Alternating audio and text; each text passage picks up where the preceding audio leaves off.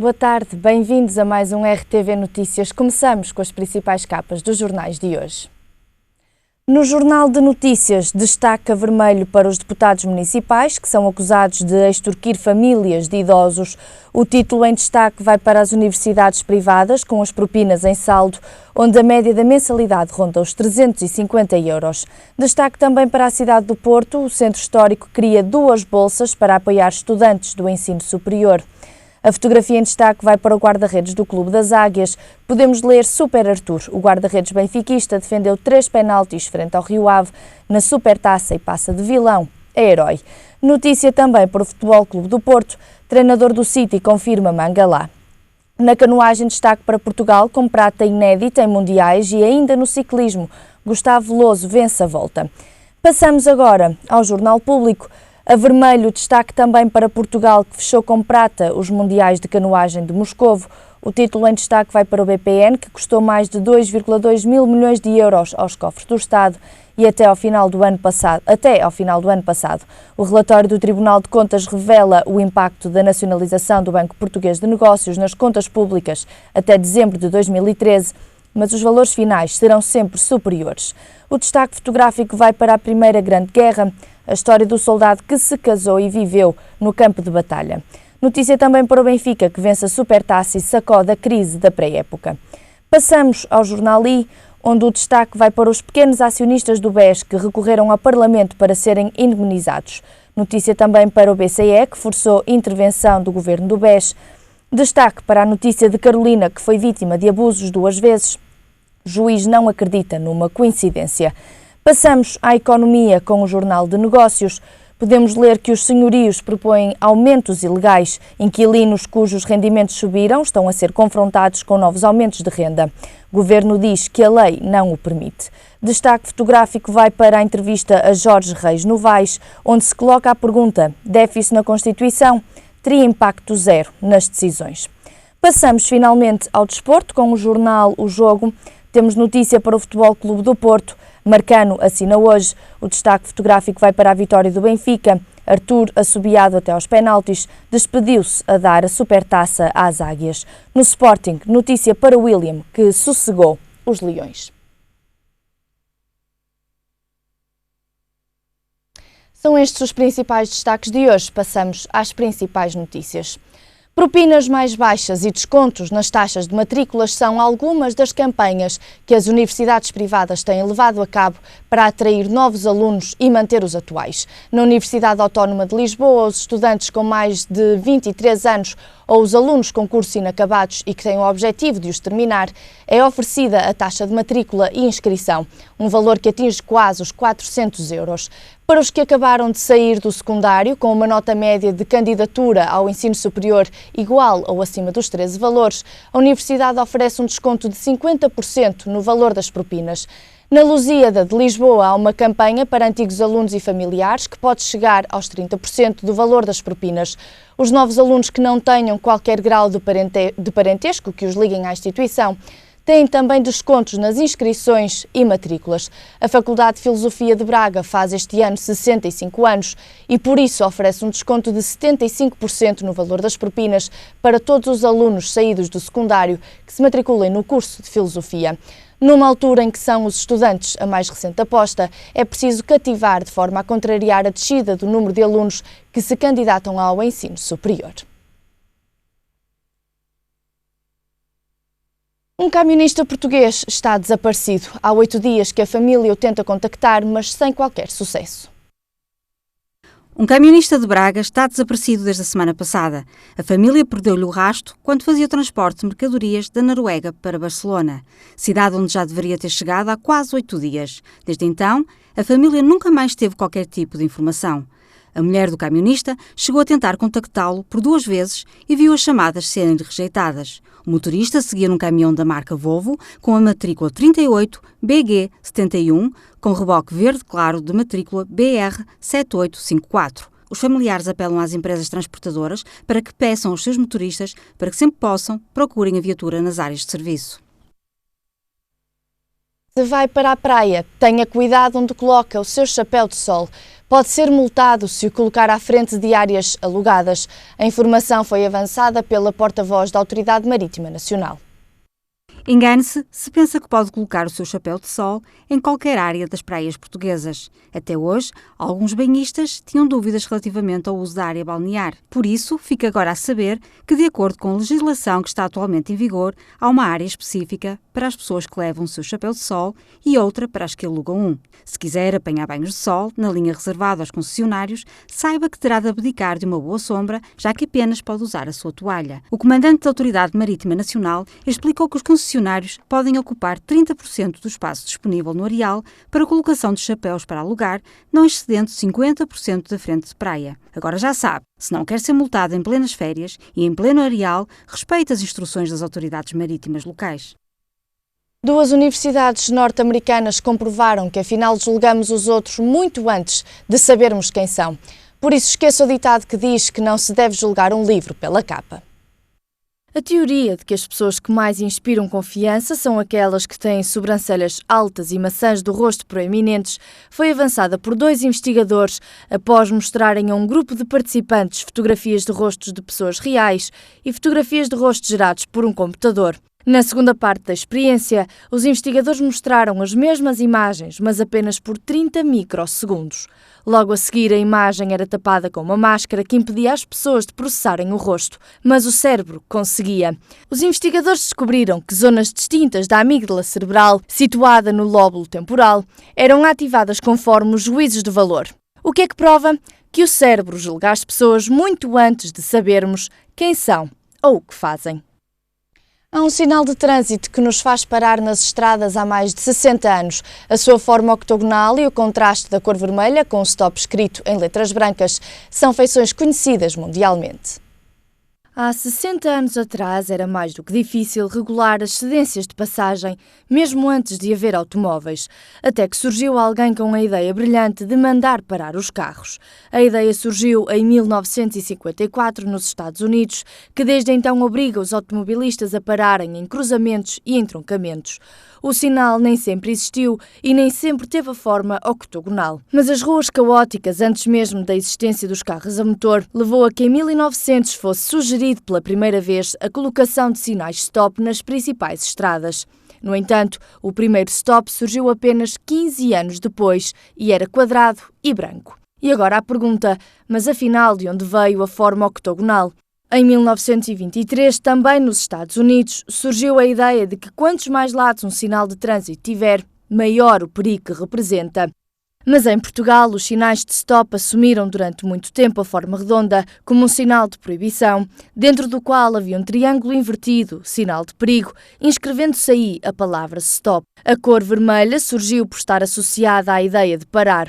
Foi apenas a partir de 1954 que se começou a usar o sinal que hoje está presente em todas as estradas do mundo. O pai do rock português, Rui Veloso, vai fazer uma pausa na carreira.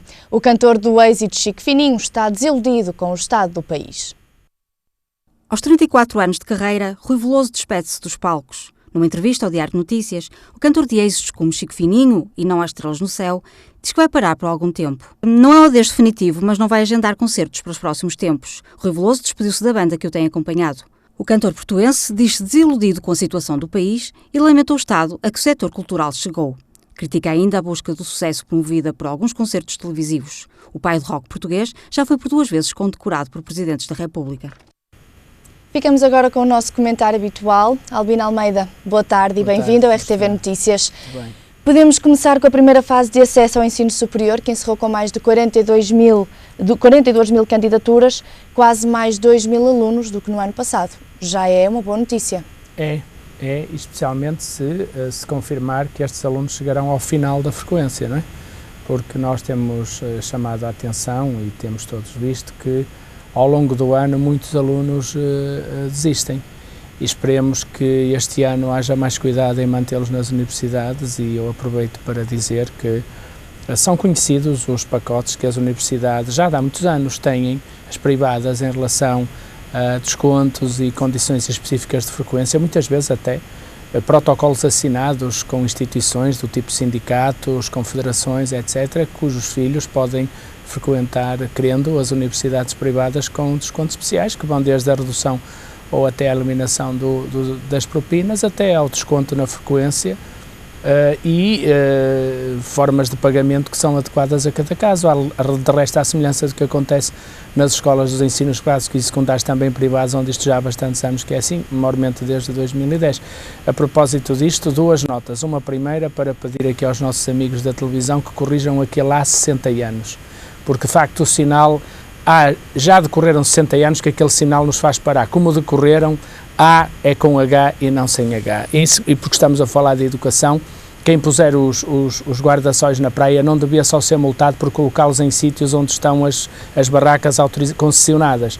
Deviam também ser cuidadosos quando se levanta vento.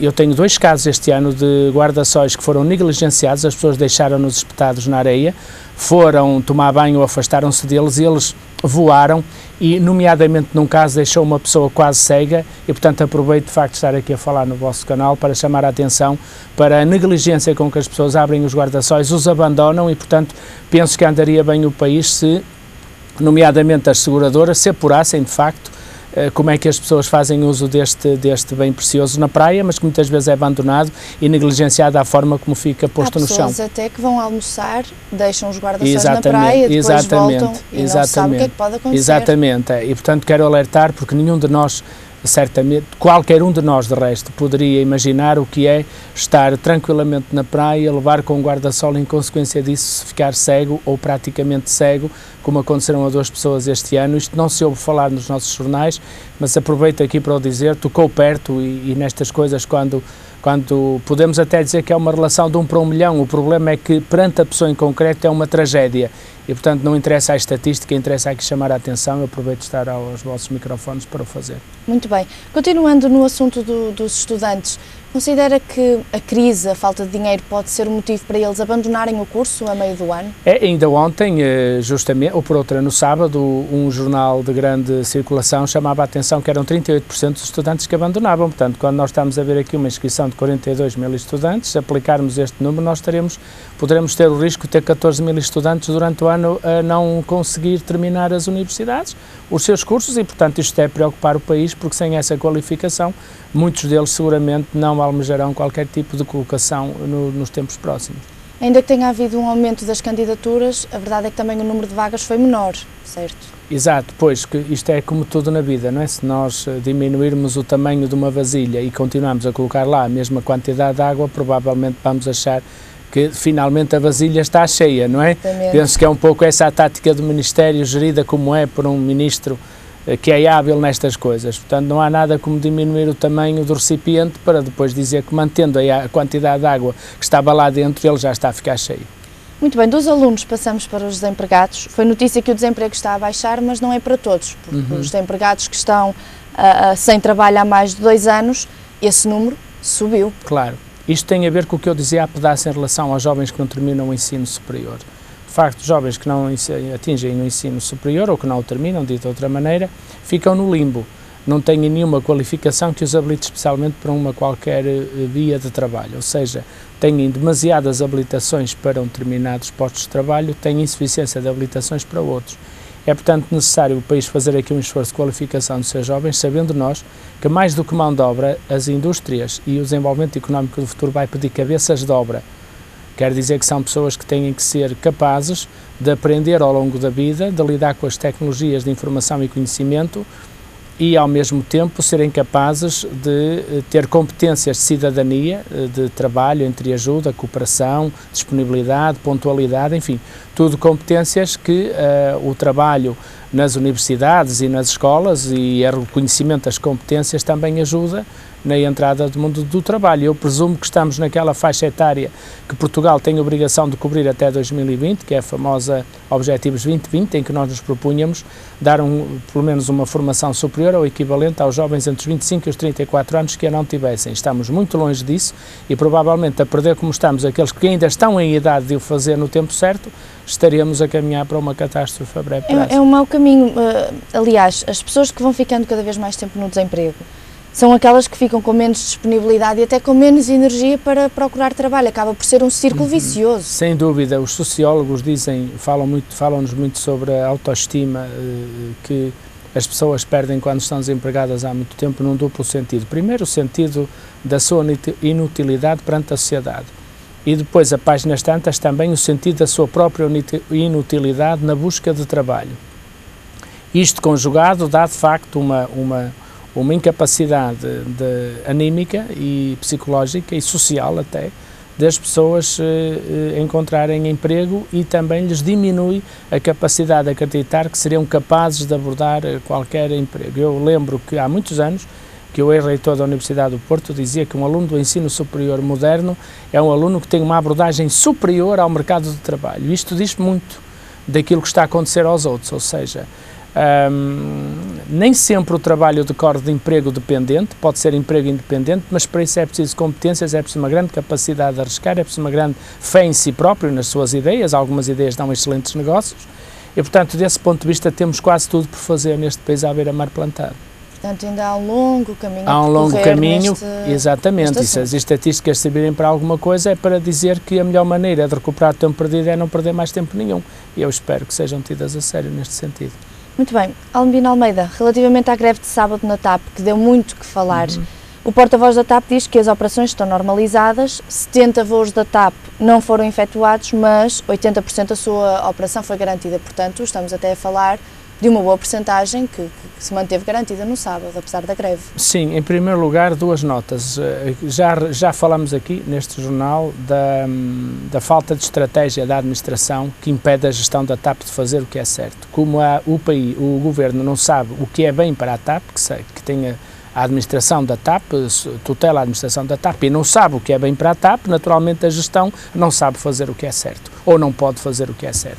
Seja como for, queria realçar a forma como os pilotos se posicionaram nesta greve. Uma grande preocupação é em falar diretamente para os utentes, para os passageiros da TAP, e desse ponto de vista saudar essa nova forma de envolver as pessoas que afinal de contas eram lesadas em objetivos que já aqui falamos também neste mesmo jornal há uma semana. Até foram bastante compreensíveis. Exatamente, porque está em risco a segurança, a manutenção das aeronaves, etc. Portanto, está em risco uma TAP que tem que crescer e não inchar.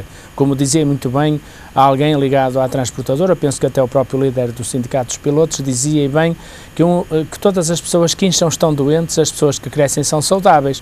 E eles defendem de facto um crescimento da TAP, mas esse precisa naturalmente de que a tutela da TAP seja clarividente e abandona de vez esta ideia de privatizar a TAP, que seria, já sem o apoio do Espírito Santo, será seguramente uma grande maldade, toda ela influenciada pelo diabo. Sabemos muito bem o que é que tem acontecido às empresas privatizadas, já que eu disse, que é de facto um embartecimento dos custos, que pode levar inclusivamente a falhas de manutenção, falhas de descanso dos pilotos e com isso porem em causa a nossa própria segurança enquanto utentes. Daí, penso eu, e a forma como isto foi feito, a compreensão que a maior parte das pessoas teve em relação a esta greve.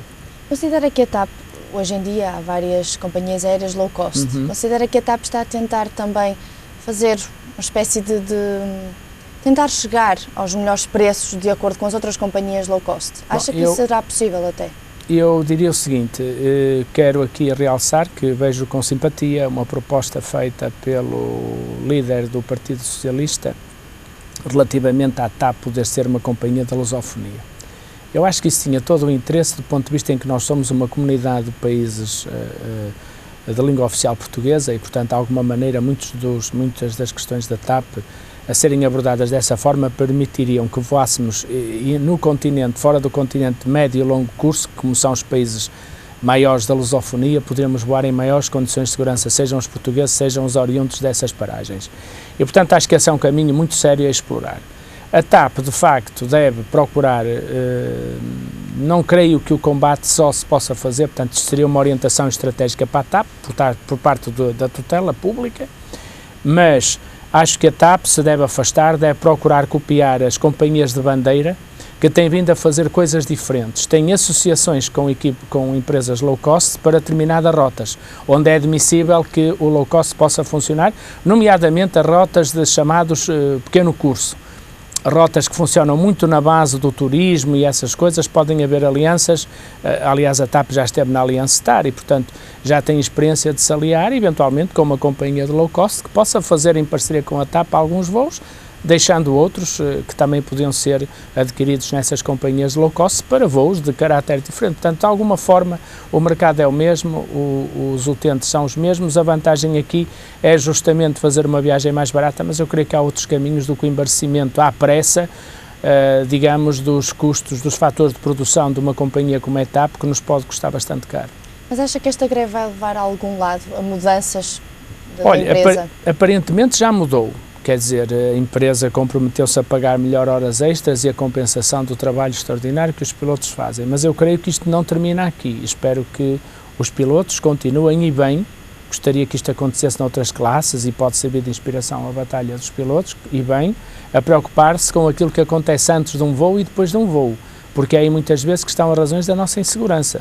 Repare que ainda há dias houve um avião iraniano que caiu 9 minutos depois, ainda ontem, depois de levantar.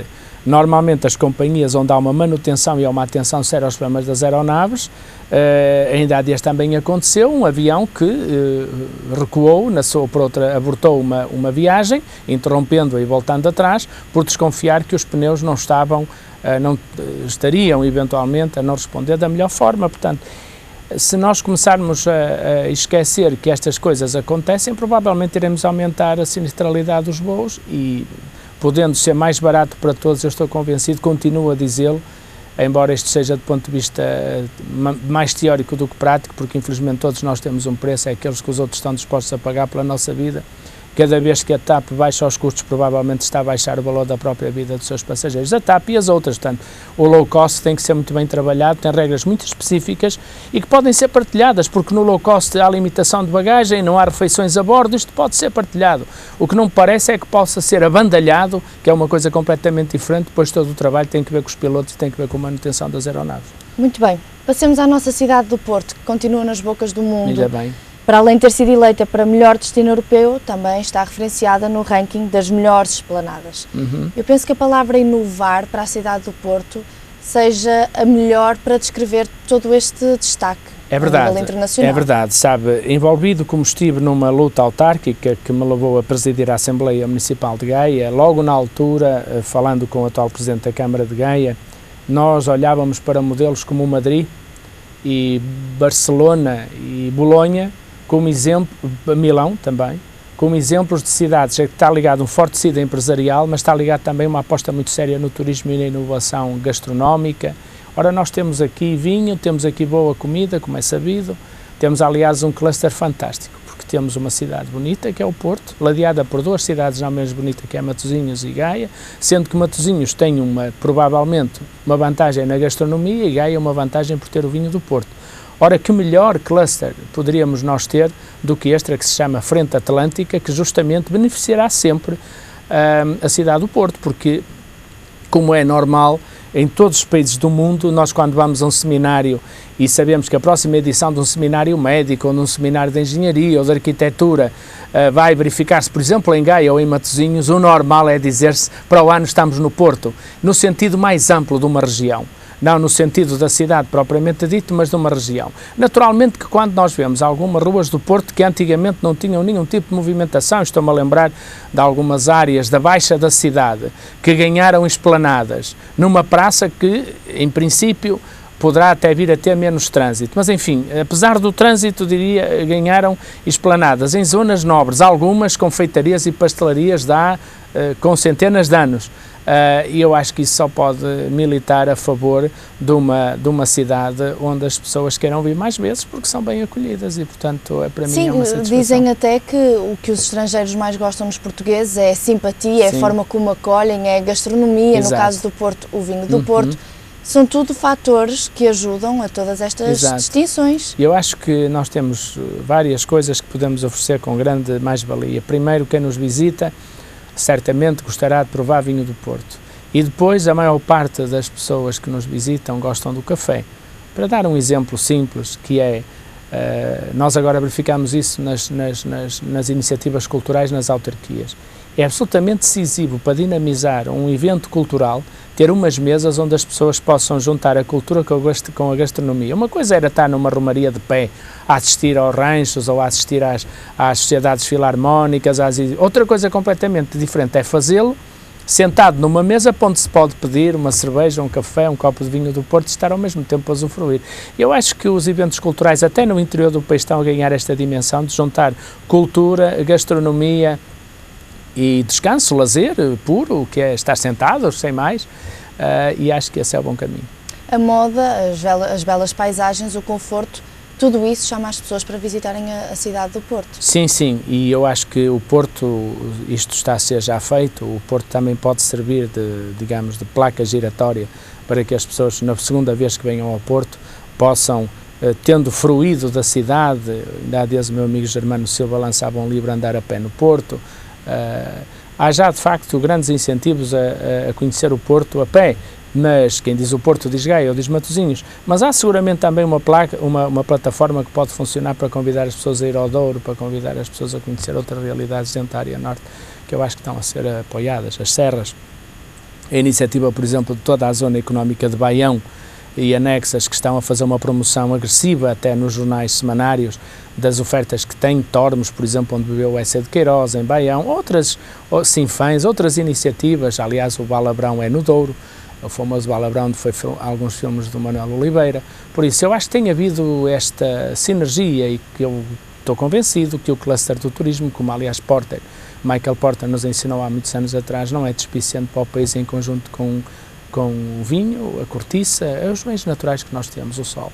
A Douro Azul foi eleita pelas World Travel Awards como das melhores... Sim. O Douro Azul é justamente o aproveitamento inteligente disto que eu acabo de dizer, visto que justamente o périplo que os barcos fazem Douro acima e a volta que permitem, digamos, o circuito turístico que permitem aos seus clientes, tem a ver com o que eu acabei de dizer. O que é que o Albino Almeida aconselha a quem vem visitar o Porto? O que é que mais aconselha visitar? Um sítio bom para comer, uma boa bebida? Bem, eu acho que quem vem a uma cidade seguramente encontrará grandes referências, mas eu penso que quem gostar assim de uma sugestão do nosso comentador. Olha, fundamentalmente, viu como é que a gente... Está aí a regaleira e para quem gosta de francesinhas, elas nasceram na regaleira, as francesinhas com que todos nos deliciamos aqui de Porto, Matosinhos e que acompanham bem com uma cerveja, com uma sangria ou com outro tipo de bebida, são afinal muito típicas de um restaurantezinho que está ali perto mesmo da Rua de Sá da Bandeira, que era a regaleira. Esse é sempre um bom sítio. Há outros excelentes em Gaia, as Caves do Vinho do Porto, que servem neste momento, têm excelentes restaurantes, quase todas excelentes restaurantes gourmet, e Matosinhos, que por mais que eu diga nomes seria absolutamente despiciando, porque é porta sim, temos excelentes lugares, mas não deixaria de recomendar o Lusíadas, por exemplo, em Matosinhos, e o Yetman, ou as Caves Graham, em Vila Nova de Gaia, como excelentes lugares onde se pode desfrutar boa comida, boa vista e uns dias espetaculares. Portanto, uma cidade cheia de qualidades, com certeza, pronta para receber toda a gente de toda a parte do mundo. Com certeza, claro, e muita riqueza arquitetónica, que aí seguramente o Porto pede messas. Não é? E mesmo em termos culturais, em termos de museus, somos ricos sem de dúvida, oferta. Sem dúvida. Passem por uma livraria, comprem Andar no Porto a Pé, passa a publicidade do Germano Silva e seguramente encontrarão motivos para 2 ou 3 dias de profundo enriquecimento histórico, cultural e também gastronómico. Albino Almeida, muito obrigada pela sua presença. Vemo-nos para a semana e que o sol apareça muito entretanto. Muito obrigado. Obrigada. Ficamos agora com o estado do tempo para amanhã. A chuva continua no litoral norte, já o resto do país pode contar com sol e o céu pouco nublado. Quanto às temperaturas, no Porto 23 graus de máxima e 15 de mínima, em Lisboa 26 graus de máxima e 17 de mínima, já em Faro 31 graus de máxima e 19 de mínima. O sol não nos quer visitar. Por agora é tudo. O jornal regressa mais logo. Até lá, fique bem.